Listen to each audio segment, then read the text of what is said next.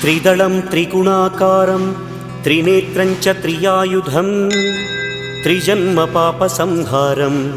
एकबिल्वं शिवार्पणम्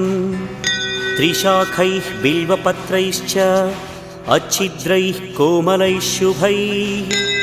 तव पूजां करिष्यामि एकबिल्वं शिवार्पणम्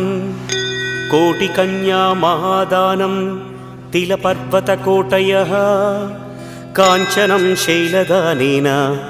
एकबिल्वं शिवार्पणम् काशीक्षेत्रनिवासं च कालभैरवदर्शनं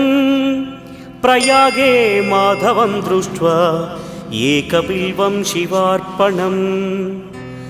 इन्दुवारे व्रतं स्थित्वा निराहारो महेश्वर नक्तं हौष्यामि देवेश एकबिल्वं